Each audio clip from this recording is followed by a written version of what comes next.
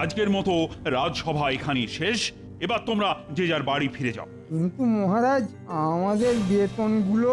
বাড়াবো না, এক পয়সাও বাড়াবো না। তাতে তোমাদের কাজ করতে হয়তো করো, না হলে বাড়িতে গিয়ে বসে থাকো। ভদ্রলোকের এক কথা, না মানে না।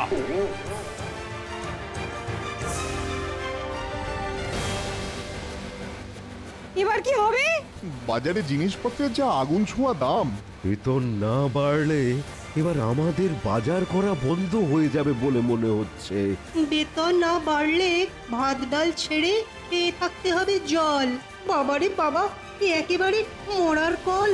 আমি তো চেষ্টা করলাম, কিন্তু মহারাজ যখন একবার না বলে দিয়েছেন, তখন সেটা হ্যাঁ আর হবে না। কে বলেছে হবে না?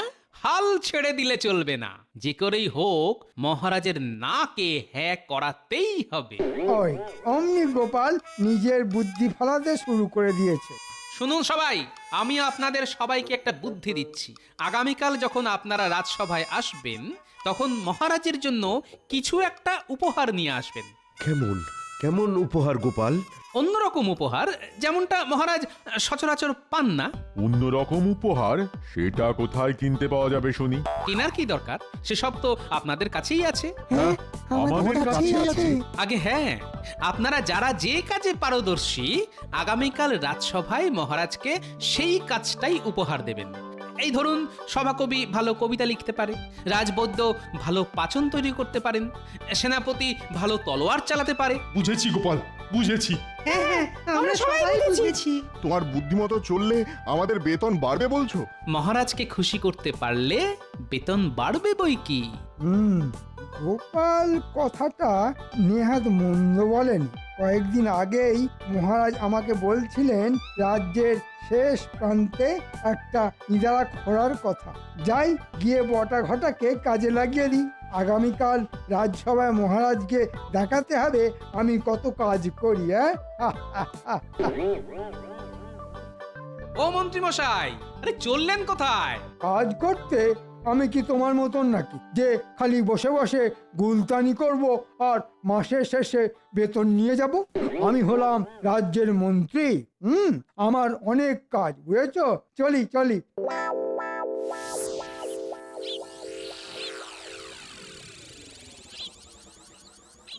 নে নে নে নে নে, এবার কাজে লেগে পড়, কাজে লেগে পড়। আচ্ছা মন্ত্রী মশাই।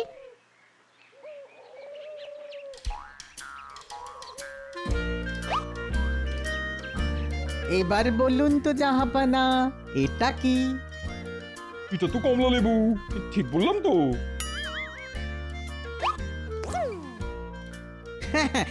জাহাপানা একদম ঠিক বলেছেন। আমি হলাম বাংলার নবাব, আমি ভুল করতেই পারি না। এটাও আপনি ঠিকই বলেছেন জাহাপানা, একদম ঠিক বলেছেন। একদম ঠিক। তবে দুঃখ একটাই, কিছুতেই কৃষ্ণচন্দ্রকে কারাগারে ঢুকিয়ে কৃষ্ণনগর রাজ্যটা হাতিয়ে নিতে পারছি না। আমি বলি কি জাহাপানা, এত সহজে হাল ছেড়ে দেবেন না। যে করেই হোক আমাদের মহারাজ কৃষ্ণচন্দ্রকে কারাগারে ঢুকিয়ে কৃষ্ণনগর রাজ্যটা হাতিয়ে নিতেই হবে। ঠিক বলেছো উজির, আমি এত সহজে হাল ছেড়ে দেবো না। আগামীকাল সূর্যের আলো ফোটার সঙ্গে সঙ্গেই আমি কৃষ্ণনগরের উদ্দেশ্যে রওনা দেবো, এবং সূর্য ডুবে যাওয়ার আগেই কৃষ্ণচন্দ্রকে কারাগারে ঢুকিয়ে ছাড়বো, এই আমি বলে দিলাম। হ্যাঁ কেন জি, তোমার কি আমার উপর কোনো সন্দেহ আছে? না না, ঠিকই বলেছেন জাহাপানা, আপনি তো ঠিকই বলেছেন। কি বললে?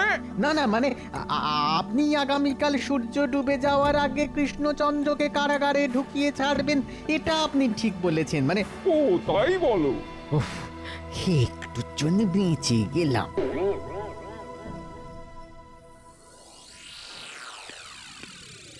জয় মহারাজ কৃষ্ণচন্দ্রের জয়। জয় জয় মহারাজ কৃষ্ণচন্দ্রের জয়।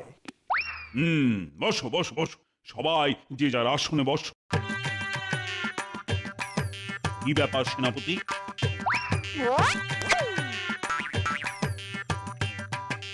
এই নিন মহারাজ, ফলাহার করুন। বাহ বাহ, দারুণ দারুণ। এমন ভাবেও যে আপেল কাটা যায় তুমি না দেখালে তো বিশ্বাসই করতাম না। ধন্যবাদ মহারাজ। আহা, দারুণ দারুণ। সেনাপতি, আমি খুব খুশি হয়েছি। তাই আমি উপহার স্বরূপ তোমার বেতন 5 মোহর বাড়িয়ে দিলাম। এবার খুশি তো? খুব খুশি মহারাজ। মহারাজ, আমি আপনার জন্য এক বিশেষ পাচন বানিয়ে এনেছি। এটা খেলে আপনার বার্ধক্য ধারে কাছে আসতে পারবে না। হ্যাঁ, তার মানে আমি জীবনে কোনোদিন বুড়ো হব না? আগে না মহারাজ, মহারাজ, আমি আপনার জন্য নিজের হাতে মন্ত্র লিখে নিয়ে এসেছি। এই মন্ত্র জপ করলে আপনার উন্নতি কে আটকায়?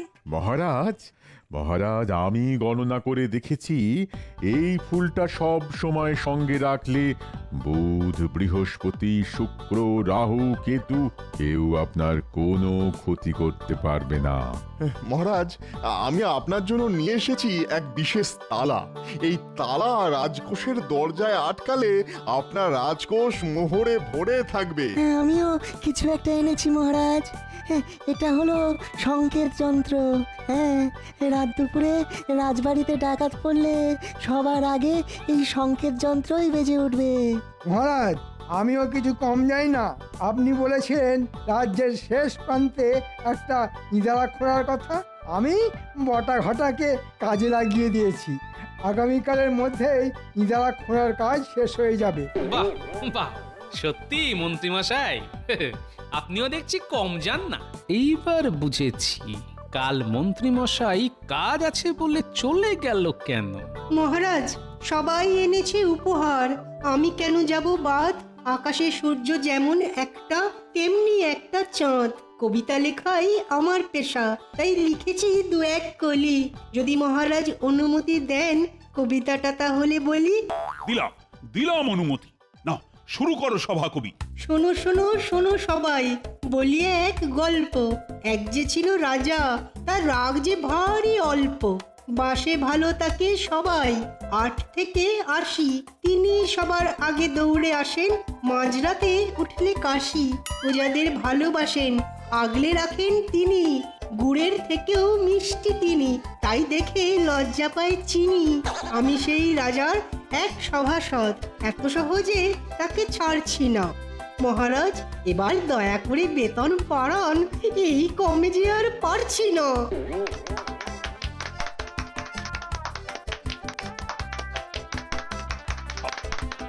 সাবাস সাবাস সভাকবি, সাবাস। তুমি একটা কবিতা দিয়ে আমার সম্পর্কে কত ভালো ভালো কথা বললে। শুনে আমার চোখে জল চলে এলো। আমি আমি অবশ্যই তোমাদের বেতন বাড়াবো।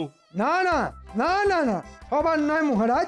গোপাল আপনার জন্য কিছুই নিয়ে আসেনি, তাই ওর বেতন বাড়াবেন না। হ্যাঁ, সত্যি তো গোপাল, সবাই আমার জন্য কিছু না কিছু নিয়ে এসেছে, একমাত্র তুমি ছাড়া। আগে সবাইকে এই বুদ্ধিটা কে দিয়েছে একবার জিজ্ঞাসা করে দেখুন না মহারাজ। এই রে, গোপালকে বলতে দিলে চলবে না, তাহলে মহারাজ সত্যিটা জেনে যাবে। আমি যদি গতকাল... চুপ করো গোপাল, আর অজুহাত দিও না তো। হ্যাঁ হ্যাঁ, এবারে সব বন্ধ করো। আমি সভাকবির কবিতা শুনে আপ্লুত এবং তোমাদের কাছ থেকে উপহারগুলো পেয়ে খুবই খুশি হয়েছি। তাই আমি ঘোষণা করলাম, আজ থেকে গোপাল বাদে সবার বেতন আমি 5 মোহর করে বাড়িয়ে দেব। এটা কিন্তু ঠিক করলেন না মহারাজ। কি ঠিক করেনি কৃষ্ণচন্দ্র? শুনি শুনি। নবাব বাহাদুর, আপনি? আগে সেটা মহারাজের মুখ থেকেই শুনুন না। বলো বলো শুনি কৃষ্ণচন্দ্র। না মানে আমার সভাসদরা তো এক একটা রত্ন। তারা সবাই আমার জন্য আজ উপহার নিয়ে এসেছে, একমাত্র গোপাল ছাড়া। তাই মানে বাবা বাবা, তা আজ কি কি উপহার পেলে দেখাও দেখি। এই দেখুন জাহাপানা। তবে সব থেকে বড় উপহারটা আমি আপনাকে চোখে দেখাতে পারবো না, কারণ সেই উপহার চোখে দেখে নয়, কানে শুনে উপভোগ করতে হয়। বেশ বেশ, তবে তবে শোনাও শুনি। আপনি তো জানেন নবাব বাহাদুর, আমার রাজসভার সদস্যদের মতন সভাসদ গোটা বাংলায় কোনো রাজারই নেই। আমি রীতিমতো গর্ববোধ করি এদের সবাইকে নিয়ে। আজ আপনাকে তার একটা ঝলক আমি দেখাবো। থোড়ি মানে শোনাম। রাজসভার সভাসদদের নিয়ে কৃষ্ণচন্দ্রের বড্ড দিমাগ হয়েছে দেখছি। সভাকবি, আজ এমন একটা কবিতা লিখে নিয়ে এসেছে যেটা শুনে আপনি আপনার চোখের জল ধরে রাখতে পারবেন না, আমি কথা দিলাম। এই সুযোগ জাহাপনা কৃষ্ণচন্দ্রকে চেপে ধরুন। বুঝেছি হুজির, বুঝেছি। তাই নাকি? আর কবিতা শুনে যদি আমার চোখ দিয়ে জল না বেরোয় তখন? না না না না না, এই কিছুতেই হতে পারে না। সভা কবির কবিতা শুনে আপনার চোখ দিয়ে জল না বেরোলে আপনি যা বলবেন আমি তাই করব। বেশ, কবিতা শুনে আমার চোখ দিয়ে জল বার করতে না পারলে আমি তোমাকে কারাগারে ঢোকাবো কৃষ্ণচন্দ্র, সঙ্গে সঙ্গে তোমার রাজসভার সব সদস্যদেরও, বুঝেছো? হ্যাঁ নয় হ্যাঁ, একটু আগেই তুমি বলেছো সভা কবির কবিতা শুনে আমার চোখ দিয়ে জল না বেরোলে আমি যা বলবো তুমি তাই করবে। নাও নাও এবারে বোঝো ঠেলা। একেই বলে গোদের উপর বিষ ফোঁড়া। মহারাজ, আপনি নিজের হাতে নিজের কবর খুঁড়লেন। তুমি চুপ করো না গোপাল। আমাদের সভাকবি কবিতা শুনিয়ে নিজের বেতন যখন বাড়াতে পেরেছে তখন নবাব বাহাদুরকেও নিশ্চয়ই কাঁদাতে পারবে। সভাকবি, শুরু করো তোমার কবিতা। হ্যাঁ হ্যাঁ, তবে করি শুরু। বুক করে দুরু দুরু। শোনো শোনো সবাই, বলি এক গল্প। এক যে ছিল রাজা, তার রাগ বড় অল্প। বাসে ভালো তাকে সবাই, 8 থেকে 80। তিনি সবার আগে দৌড়ে আসেন, মাঝরাতে উঠলে কাশি। প্রজাদের ভালোবাসেন, আগলে রাখেন তিনি। গুড়ের থেকেও মিষ্টি তিনি, তাই দেখে লজ্জা পায় চিনি। আমি সেই রাজার এক সভাসদ, এত সহজে তাকে ছাড়ছি না। মহারাজ, এবার দয়া করে বেতন বাড়ান, এই কমে যে আর পারছি না। ধুর, চোখের জল তো এলোই না। এ তো তোমার জয়গান করছে, আমার কি? চলো কৃষ্ণচন্দ্র, এবার কারাগারে ঢুকবে, চলো। নবাব বাহাদুর, দয়া করে এত তাড়াতাড়ি কোনো সিদ্ধান্ত নেবেন না। আমি বলি কি, আপনি আমাদের একটা দিন সময় দিন। কি করবো জির? দিয়ে দিন সময়। আপনি তো জানেন আপনি না চাইলে আপনার চোখ থেকে এক ফোঁটাও জল পড়বে না, সে যত ভালোই কবিতা হোক না কেন। ঠিক বলেছ উজির, বরং সময় দিয়ে কৃষ্ণচন্দ্রকে একটু চাপে রাখা যাবে। ঠিক আছে, বেশ বেশ, আমি আজ কৃষ্ণনগরেই থেকে গেলাম। আগামীকাল কবিতা শুনে তবেই মুর্শিদাবাদে ফিরবো। চলো চলো উজির, চলো।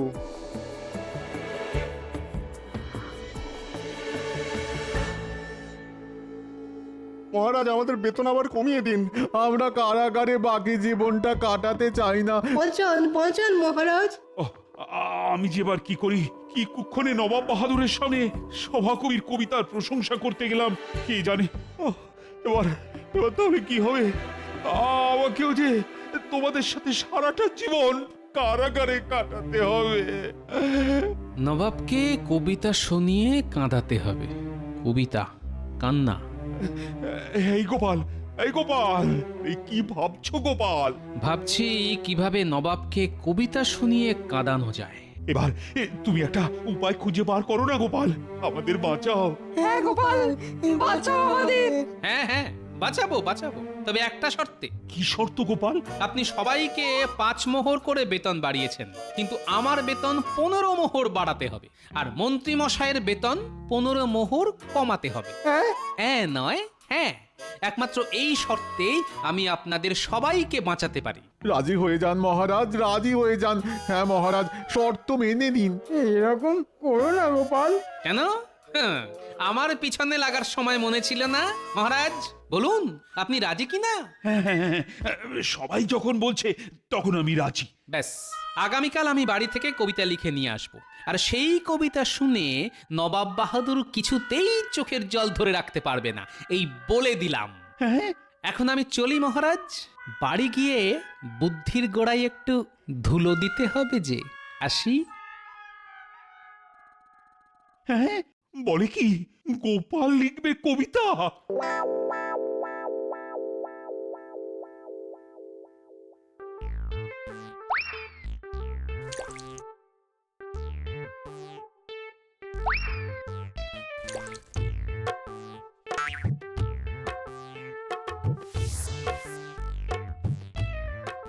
আহ, কি করছো গিন্নি?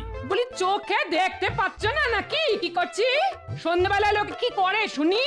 বেশ বেশ বেশ, সন্ধে দেওয়া হয়ে গেলে আমাকে একটু মুড়ি মেখে দিও তো। মহারাজ মহা বিপদে পড়েছেন বুঝলে।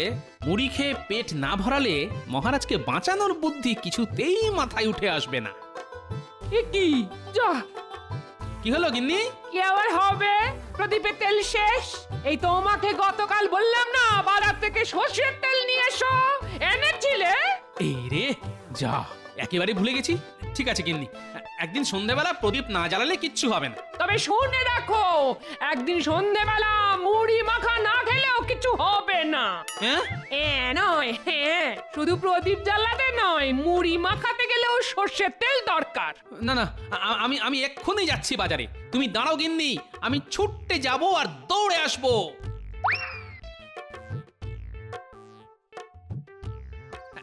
এই যে ভাই, তাড়াতাড়ি 1 পয়সার সর্ষের তেল দাও তো। হাত পাতো গোপাল দাদা। হ্যাঁ, খামকা হাত পাততে যাবো কেন শুনি? 1 পয়সার সর্ষের তেল আর কত হবে? ও হাতে করেই নিয়ে যাওয়া যাবে। ও তাহলে এক কাজ করো ভাই, আমাকে 5 পয়সার সর্ষের তেল দাও। দাঁড়াও দাঁড়াও দাঁড়াও দাঁড়াও, জ্বালা থেকে তেল আমি তুলবো। দেখো ভাই, ঠিক আছে? হ্যাঁ হ্যাঁ গোপাল দাদা, ঠিক আছে ঠিক আছে, কিন্তু গোপাল দাদা তেলটা আমিও তুলে দিতে পারতাম। আরে পাগল, গোপাল এমনি এমনি কিছু করে না। এই দেখো, জ্বালা থেকে তেল বার করতে গিয়ে আমার হাতে সর্ষের তেল লেগে গেছে। এবার এটা আমি মাথায় মেখে নিলাম। 5 পয়সার তেলও পেলাম, সঙ্গে মাথায় মাখার তেল বিনামূল্যে।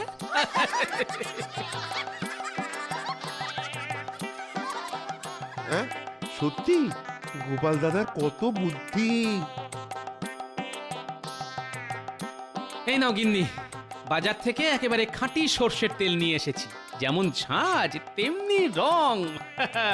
বেশ করেছো, এবার গিয়ে একটু বসো, আমি সন্ধেটা দিয়েই তোমাকে মুড়ি মেখে দিচ্ছি। আমার সন্ধে প্রদীপ জ্বালানোর চোটে আমার চোখ দিয়ে জল বেরিয়ে গেল। বাবা রে বাবা, সর্ষের তেলে ঝাঁদের চোটে চোখের জলে নাকের জলে এক হয়ে গেল। পেয়েছি, উপায় খুঁজে পেয়েছি।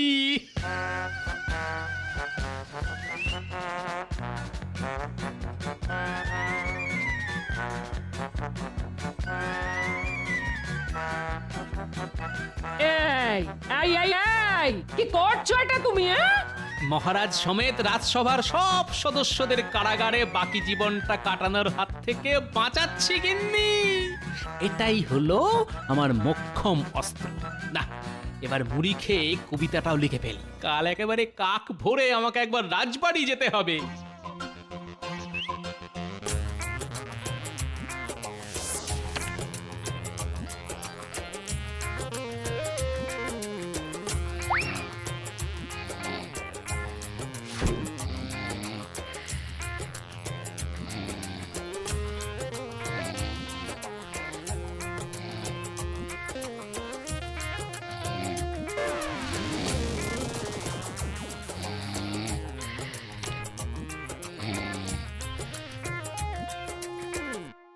এ কি, গোপাল কোথায়?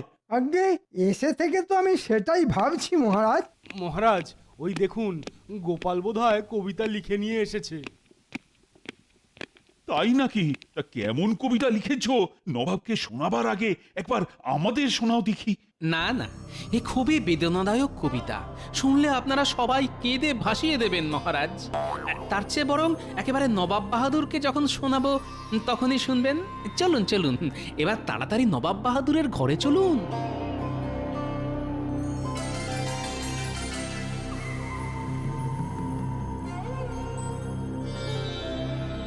আমি এসে গেছি নবাব বাহাদুর, আপনাকে কবিতা শোনাতে।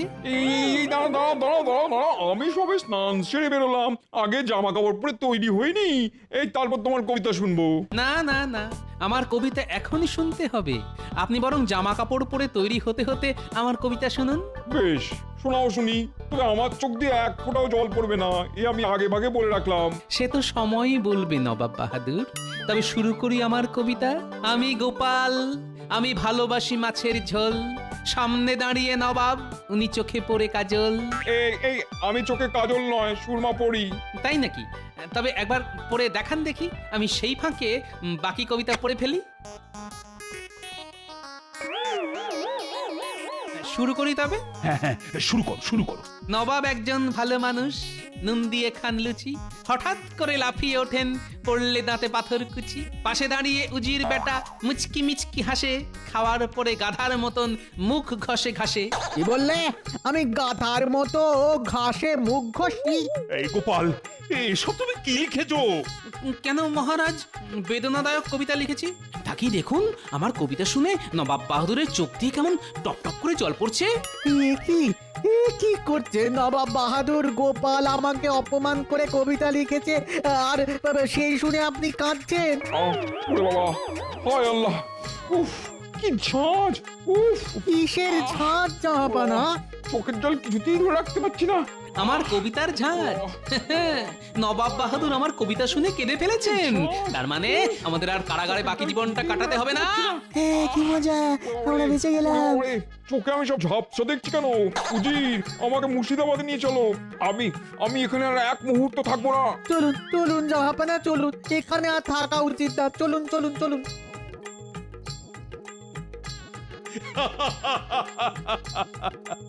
সাবাস সাবাস গোপাল, সাবাস।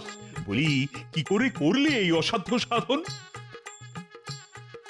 আগে সব রহস্য এর ভেতরেই আছে মহারাজ। এটা তো সুরমা। আগে না, এটা হলো খাঁটি সর্ষের তেলের কালি। গতকাল রাতে প্রদীপের উপর পাতা ধরে এই কালি আমি সংগ্রহ করেছি। এই কালির এত ঝাঁজ যে নবাব বাহাদুর মুর্শিদাবাদে ফিরে গেল আজ দিনটা চোখে ঝাপসা দেখবেন। বুঝেছি গোপাল, বুঝেছি। তার মানে নবাব বাহাদুর চোখে জল তোমার কবিতা শুনে নয়, তোমার সংগ্রহ করা কালি মেখে এসেছে।